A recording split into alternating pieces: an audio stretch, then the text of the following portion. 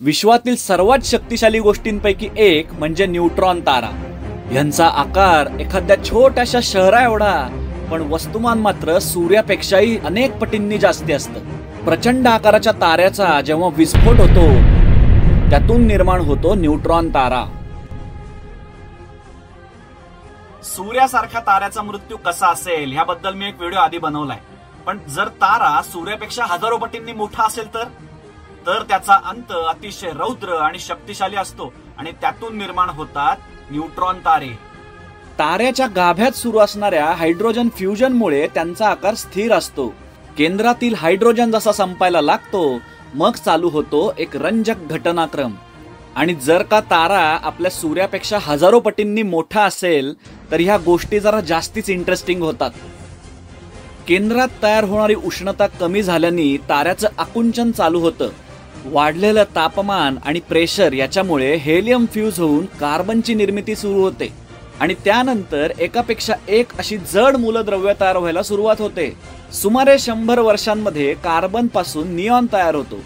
पुढच्या वर्षभरात निऑन ते ऑक्सिजन, काही महिन्यांमध्ये ऑक्सिजन ते सिलिका, तर काही तासांमध्ये सिलिकॉनचं रूपांतर लोखंडात होतं। आण्विक भट्टीमधून तयार होणारी राख म्हणजे हे लोखंड की जे पुढे फ्यूज होऊ शकत नाही। फ्युजन थांबल्यामुळे ऊर्जा निर्मिती थांबते आणि गुरुत्वाकर्षण हावी होऊ लागतं। गुरुत्वाकर्षणाच्या प्रचंड बलाखाली तारा पुन्हा एकदा आकुंचन पावायला सुरुवात होते। पदार्थाचे अणू एकमेकांच्या जवळ येऊन इलेक्ट्रॉन आणि प्रोटॉन एकत्र होतात आणि त्यापासून न्यूट्रॉन बनतात। पृथ्वीच्या आकारा इतका असलेला हा लोखंडी गोळा क्षणार्धात आकुंचन पावून एखाद्या शहरा इतक्या आकाराचा बनतो।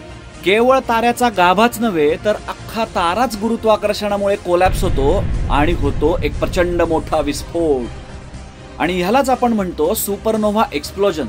अख्खी दीर्घिका ह्याच्या प्रकाशामुळे उजळून निघते।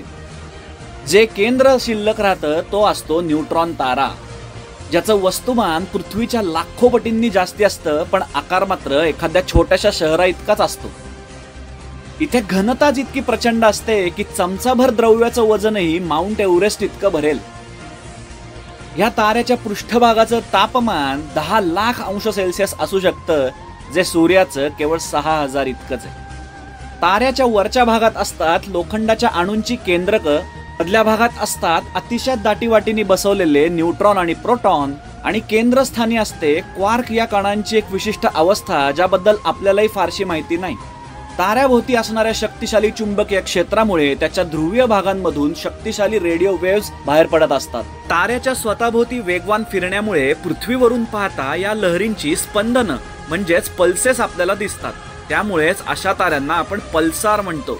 2 किंवा अधिक न्यूट्रॉन स्टार एकत्र येतात तेव्हा शक्तिशाली गुरुत्वीय लहरी तयार करतात। याच प्रक्रियेमध्ये निर्माण होतं सोनं, चांदी आणि युरेनियम सारखी मूलद्रव्य। ताऱ्याचं वस्तुमान जर त्याहीपेक्षा अधिक असेल तर त्यापासून न्यूट्रॉन स्टार बनेल की अजून काही? कारण त्याच्या पुढच्या भागात भेटूयात एक नवीन विषय घेऊन। धन्यवाद।